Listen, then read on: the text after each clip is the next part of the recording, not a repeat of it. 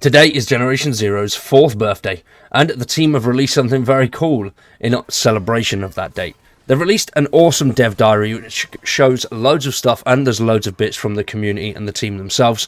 Absolutely awesome. Alongside that, a very lengthy dev letter. So very excited to check through this. I've had a quick skim through it all, and especially the dev diary. It is brilliant.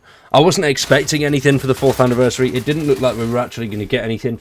But obviously they've had this in the works in the background for a while. I also have my own video releasing at 9 PM tonight. But let's jump in and see what these guys have said. Survivors of the apocalypse, for exactly 4 years, you've survived the evil machine's relentless onslaught. You've grown from a teenager coming back from vacation to a bona fide badass machine scrapper. You've acquired a fine arsenal of weapons, built a base of operations, and helped the human resistance movement grow from a few people in a basement into a serious militia that is not to be underestimated.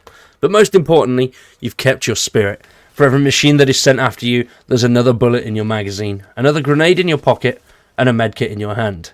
Your courage, power, and resilience to keep the hope of retaking Osterton alive, and thank you for never giving up. We've prepared a special dev diary to commemorate and collect all your achievements.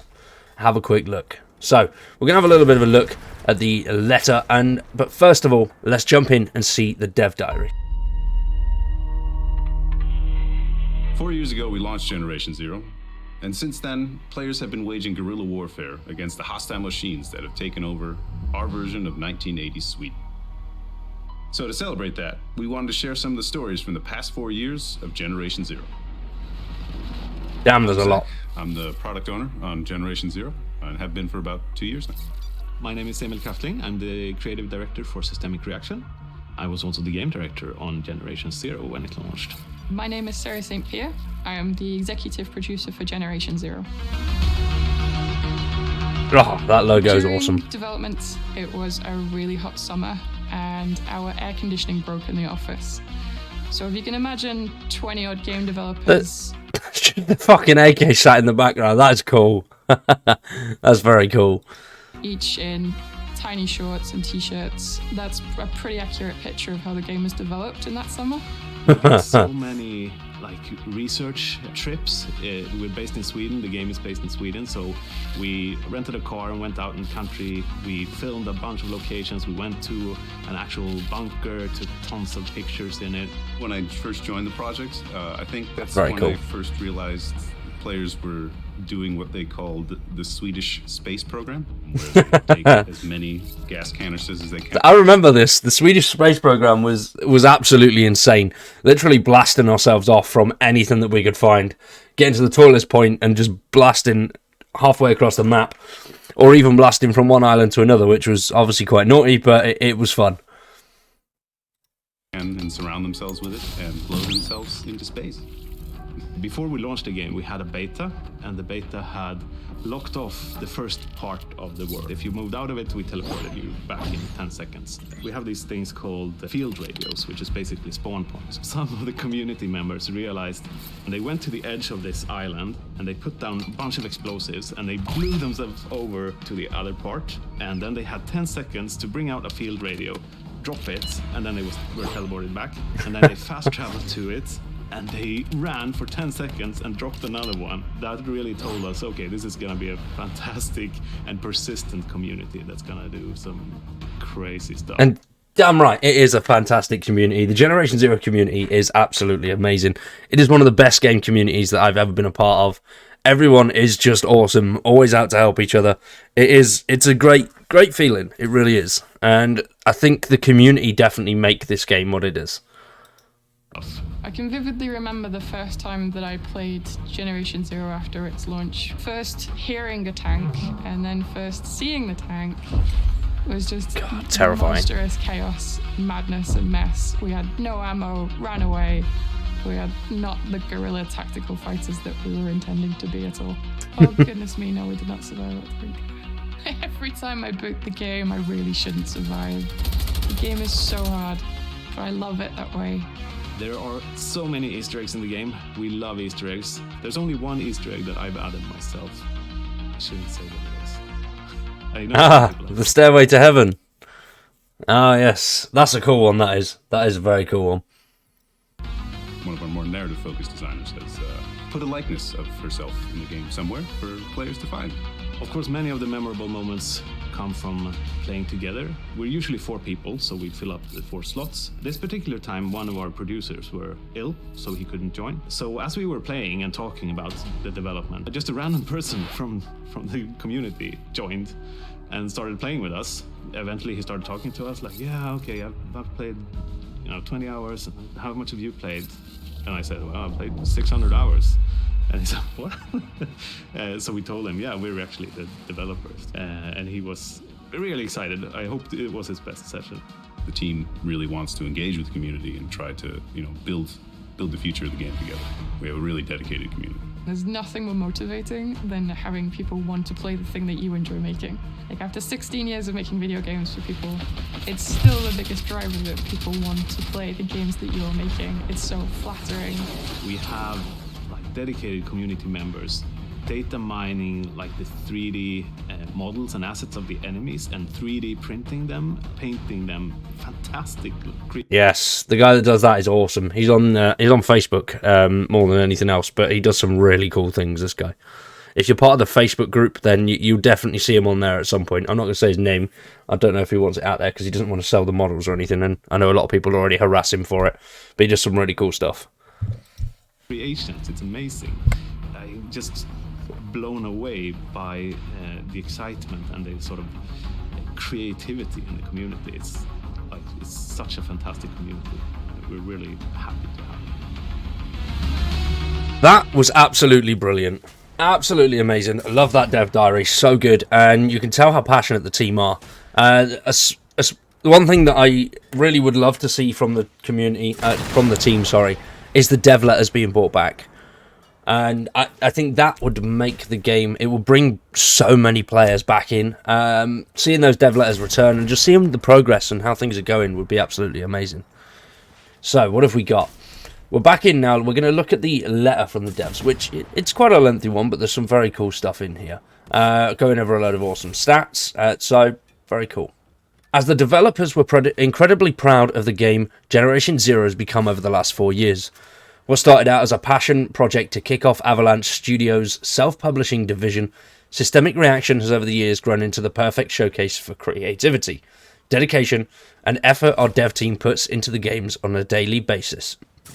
One of the ways it shows this off is the many awesome additions we make, like new machines, new weapons, and further story missions, crafting, bicycles, and motorbikes, base assault, and base defense. All of these features have made Generation Zero even more enjoyable and replayable, shaping it into a powerhouse of an open world game that we enjoy coming back to just as much as you do.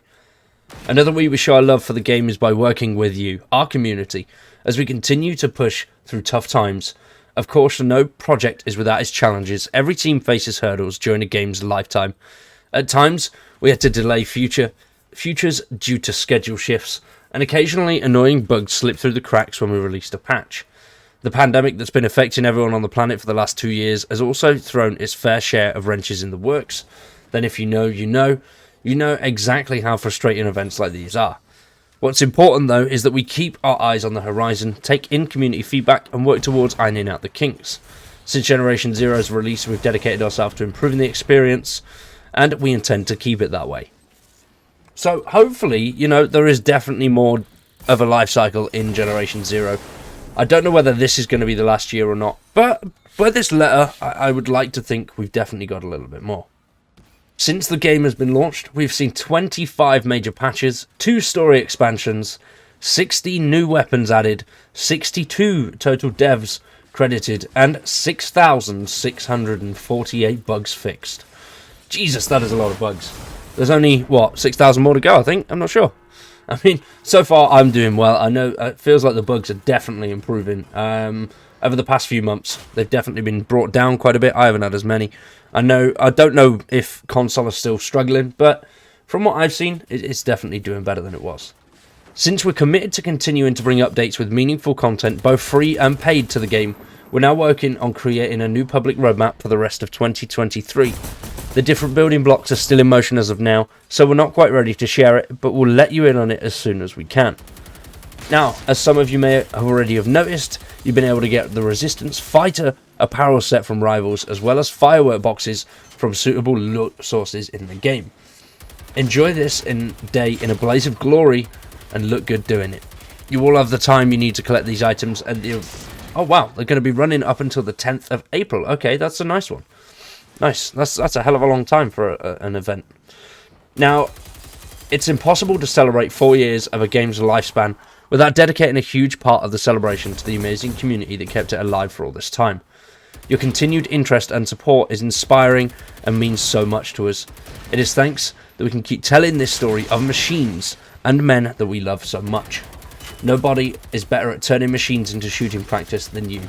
Over the last few years, you have really displayed your strength in numbers. So, Resistance members assembled, wow, over 4.2 million. The most used weapon is the Panzer, which the PVG basically, and that's 51 million kills with the PVG. And the most killed machine is the Hunter at 287,000. Wow, 577, 179. Wait, yep, my maths was gone there. Yeah. No, 287 million, sorry. 577,178. No, yeah. Nearly 300 million hunters killed. My math is shocking. Oh, damn. Brushes with death. 180 million dead. 29 million kilometers traveled by bike. 394,000 missions completed. Phoenix bases taken down is 1.9 million, just under, and 339,000 base defenses. There have been over 2 billion machines scrapped. 2,058,001,151. Fired over 26 billion shots. Damn, we've got some shit aim. We couldn't ask for a more dedicated, fun, interactive, and attentive community. In fact, let's prove how attentive you are right now. This letter contains references to some of the many missions that show you the world of GZ. How many of them can you spot? Let us know in the thread below. With much love, the Generation Zero dev team, over and out. Now that was brilliant. Absolutely awesome. I'm very, very, very excited. I'm so glad that they did something. Granted, it's not an update. It's nothing like that. But putting this letter out and that video, I think that's good. That's good enough. That's brilliant. Very, very happy. I'm so excited for 2023 and Generation Zero. When this roadmap comes out, we'll definitely be able to see what's going on and how far the game is going to be coming over the next sort of 9 months. Hopefully very far. And hopefully we see a new island or potentially a couple of DLCs. I've always said, and I will continue to say, that a new island will bring in a lot of players and people will pay money for a new island. Without a doubt. I would happily pay 20 quid for a new island DLC, something along the lines of Alpine Unrest, without batting an eyelid. So something along those lines in 2023 I would absolutely love. For now, we're going to wrap that one up there. Also, tonight at 9 PM, we will be doing our own little showcase for Generation Zero. I recorded that before this, so there are a few things in this that are in that as well, which I didn't actually know they were doing this. Mainly going over some of the stats and stuff like that I've dug up, which was quite cool. Looking at things overall over 4 years was really interesting. For now, though, I've been Wired. You guys have been awesome. A massive thank you for watching, and we'll see you in the next one.